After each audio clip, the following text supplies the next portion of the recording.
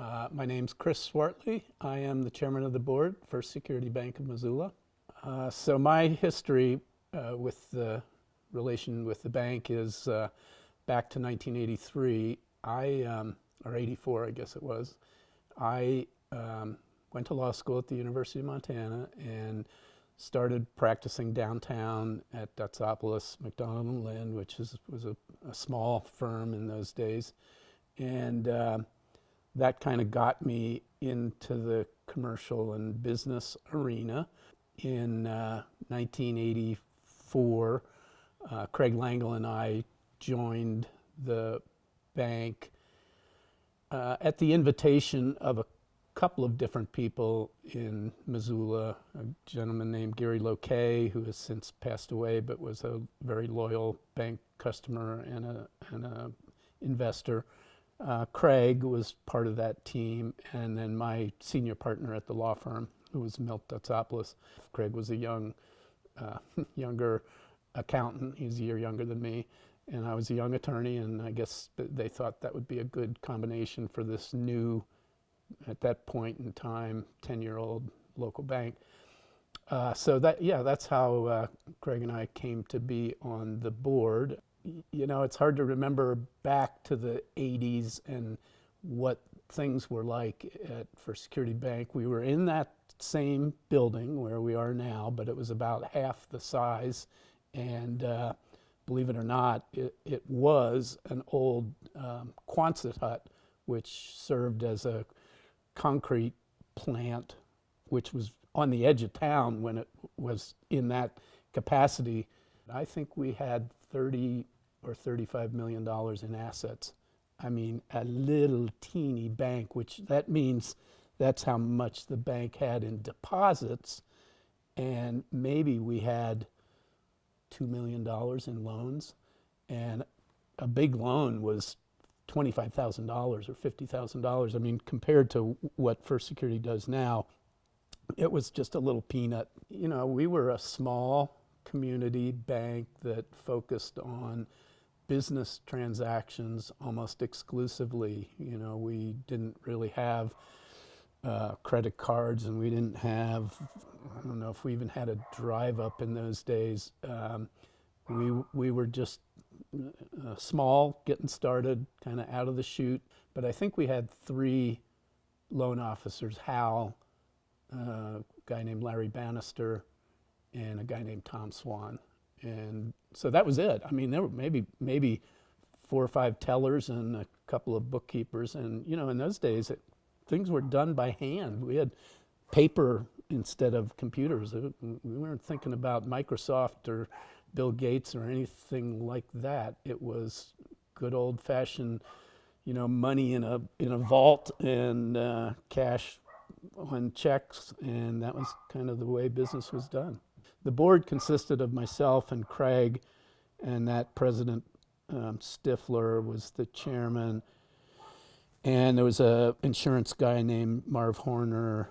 There were 1 or 2 others who I don't recall, but we were just a little group of us that met once a month, and we made so few loans and so few transactions that basically we talked about every deal that came across the. I mean, even if somebody deposited a big check, that was like, hey, that was subject of board meeting discussion. Hey, we're getting bigger, you know, things are going okay. And of course, you heard Craig's story about the regulators weren't all that happy with us because we were so little. We were just sort of a thorn in the side of the big shots in Minneapolis and even in Washington, D.C. We probably have a team of 20 or 30 internal audit and compliance people who regulate what we do. Their work is done to prove to the big regulators, the real regulators, that the bank is doing things correctly and not losing money and not stealing and not allowing fraud and that sort of thing. And the regulators who review that are at the Federal Reserve and FDIC, and these are giant agencies. They are guys in the white suits that come around and look over your shoulder and look in your file and try and see if anybody is crooked or anybody is committing fraud, stealing money, getting away with bad things. And of course, when we were $25 million, we didn't have the auditors inside the bank. We hired auditors, and they came in and audited. They looked at the books and made sure these things were being done correctly. And then the regulators come in, they look over the auditor's shoulders and see if they like it or not. And usually they didn't like what they saw. And so that was a huge part of the business, was complying with what the regulators wanted. In my early days, the bank became subject to a memorandum of understanding. That's called an MOU. And as best I can recall, it's been so long since we've been a healthy, quality bank, ever since Bill Boucher's days in 1993 or 4, whenever he started. Whenever it came about, it had about a half a dozen sections that said, these are the things that First Security Bank has to do, or else. And when they said or else, it basically said, we signed it, and in signing it, we said that if these things don't happen, or we don't do any of these things, we understand that you can shut us down, and you can prosecute us, and you can take the bank's charter, the documentation that allows you to even exist. We can take all of that. We can take your investors' money. We can take over the bank, and you are signing this paper saying you understand and agree to all those things. So basically, if these things don't happen in a short period of time, we'll be here and we will own the bank, and you and your people, whoever you are out of here. At that time, maybe there were 13,000 banks in America. He said, we got too many bankers driving around in Mercedes in small towns in America. We need to get from about where we are to about 5,000 banks. We don't need any more than 5,000 banks in America. Basically, that was the attitude on Wall Street in New York and San Francisco. They kind of had an attitude, they being the regulators in Washington, D.C., who had a satellite office in Minneapolis, who had a satellite office in Great Falls, where all these men and ladies sat around reading every piece of paper that came out of the bank to make sure we weren't doing bad things. And they thought we were, and they didn't trust us. And we needed more capital. We needed more investor money to shore up the bank. And at that time, I wouldn't say that First Security was a laughing stock, but we were the little tiny new guys on the block, and investors, the people in Missoula or Western Montana that could put money in a bank, cared to be bank owners, weren't too impressed by the management team that we had. All this predates Bill by many years. Phil Stifler was the guy at that time. One part of the MOU called for him to be gone, and he was gone. He was made to leave. He was replaced by a gentleman by the name of Bob Henry. And Bob Henry had worked for a bigger bank, so he was more in the mold of what Minneapolis liked. And Bob came in, and he and that team, which was Hal Frazier and these other couple of loan officers, they tried to fix things. Bob Henry came in with the Minneapolis, St. Paul, Minnesota group, American National, and they owned us for a number of years, probably maybe 5. And that's where John O'Brien came from. John O'Brien was a small town banker from a small town outside of Minneapolis, St. Paul, who was known to the American National team. He bought or took over ownership from the larger Minnesota bank and came out here to basically clean house and make it right. When John O'Brien came in, he kind of was able to convince the regulators that he was going to take care of this, and he had the capital. He would put in the capital that was needed to get rid of the MOU, and lo and behold, that is what happened.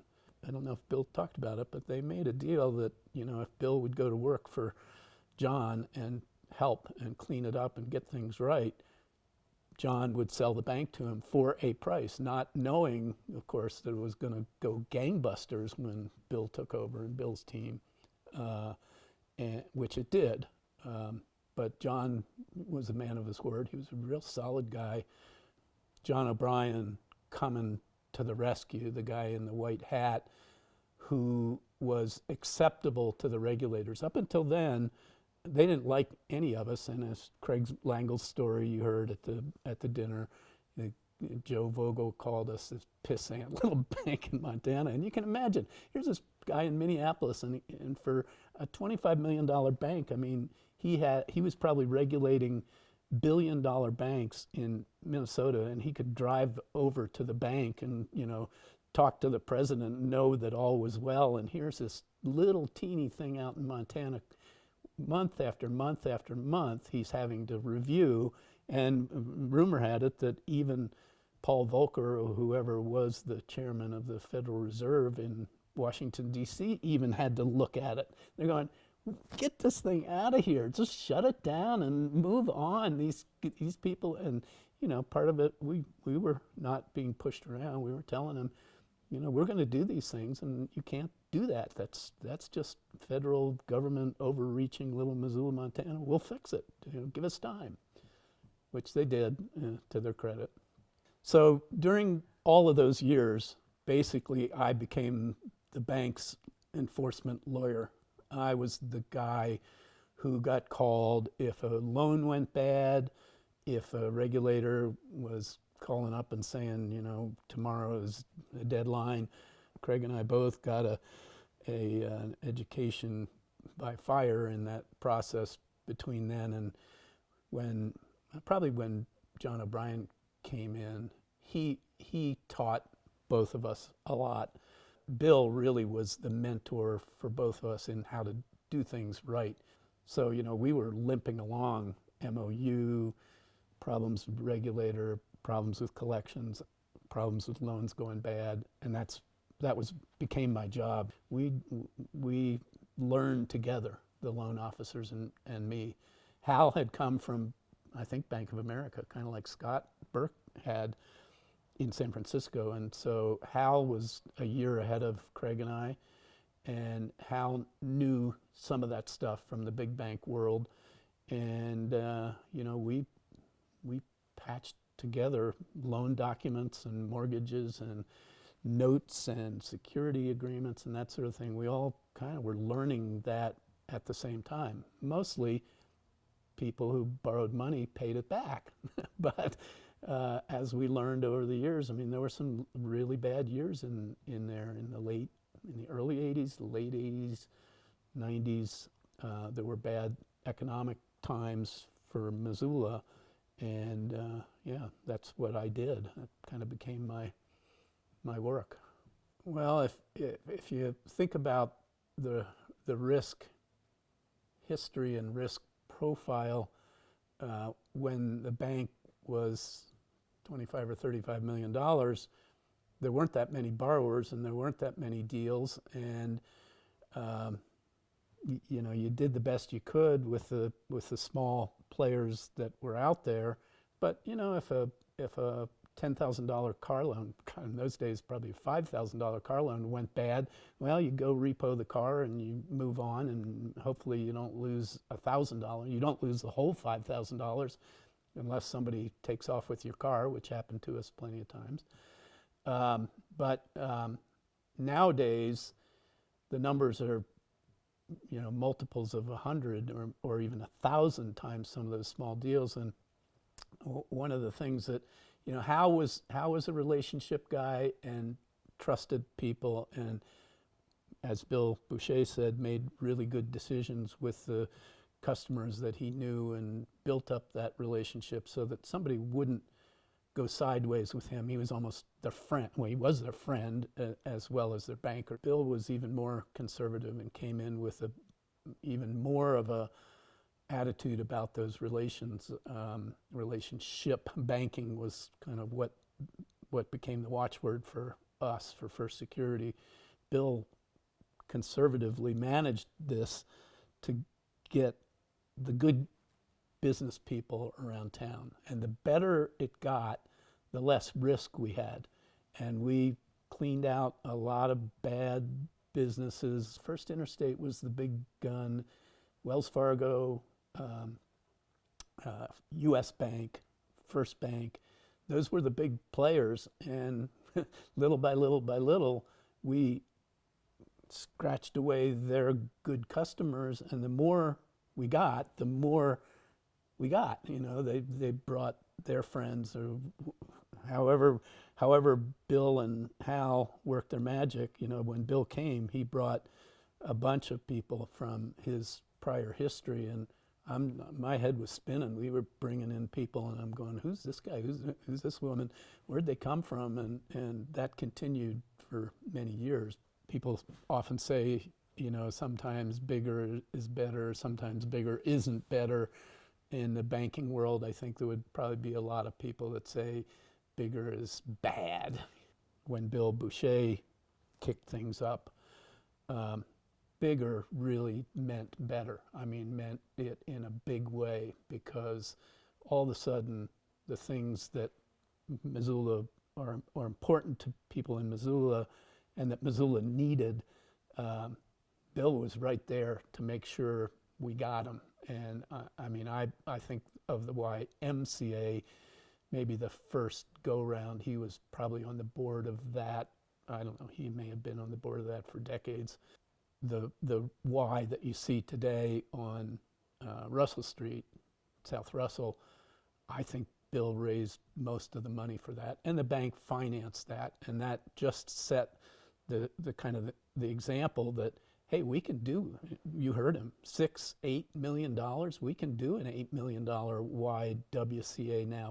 We couldn't have thought about that, and even billion-dollar bank can't think about doing those kind of things. I mean, the employees can go out and they can knock on doors, and of course Bill did all that, but he was also right there saying, if you're willing to be a customer of ours to the YW, here's what we'll do. We gave him a piece of land on West Broadway where the Secret Seconds store is now.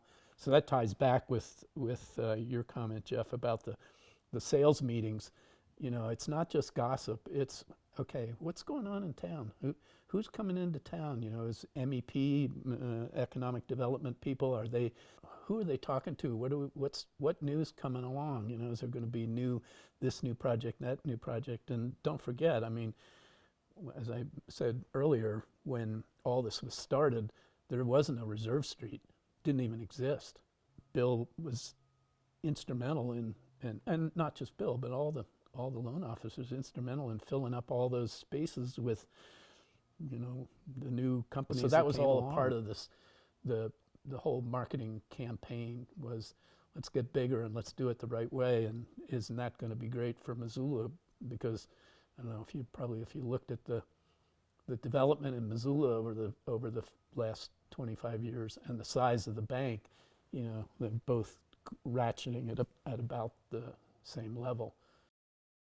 And I was on the board of the Watson's Children's Shelter, and that was something that I thought was kind of important. And we went to a fundraiser, and Bill said, you know, I'm glad that you're working with these people, because the most important things in Missoula, the most important things that we can do as a bank as far as charitable donations, charitable support, are kids. Kids, and probably second to that, food, and that of course turned into, at that time and even beyond, even Hal was involved with the food bank, and shelter. And we did all the fundraising and made the loans for the Watson's Children's Shelter, the Ronald McDonald House. That was all him. And again, bigger we got, the more of those really fundamentally positive things that the bank was able to do. And then the more of those kind of organizations came to us and said, you know, can you help us? And I would try and say, Bill, slow down. You know, you're still doing the food bank. Let's slow down on the YW, the new building. Oh, not Bill. He was out there. You know, and he didn't mention at all the university. at the same time, he's doing all this stuff, and Scott and Hal too, the fraternities, that they were in, that they supported, athletics, the teams. We supported the bookstore at the university. We gave favorable terms and rates to all of those things associated with the university. And again, a smaller bank, we couldn't have done those. I think, before Bill, there was a little bit of the outreach to the community, but he really brought that focus and the support of churches and nonprofits and small business. It all ties in together, but basically Bill, as he mentioned with his checklists and his boxes and how he set salaries and promotions and raises, it was all about selling, but not from the standpoint of pure profit making, but selling the bank as a community institution beyond a company, beyond a business, but really one of the pillars of the community of Missoula, to make it a better place to live and work and do all the things that we do. He instilled that in every employee, and you know what? By getting in front of the managers that were here, not some corporate guy in Denver or Salt Lake or wherever they were, but the local people, he was completely successful in getting that done. And he did that himself. He was the president, CEO, chairman of the board. He didn't need to be out there doing that kind of stuff. He could have been going home and seeing Phyllis instead, after work. That's what he did. He would go out and knock on those doors and set the example. And he was out there personally leading the charge. Same with the university, with the Grizzly Athletics and fundraising for the stadium. And to Scott's credit, moving forward, the bigger we're getting, the more we're doing that kind of stuff, and we're doing it all over the Western Montana now. And Glacier Bank, I think, is kind of 100% behind us.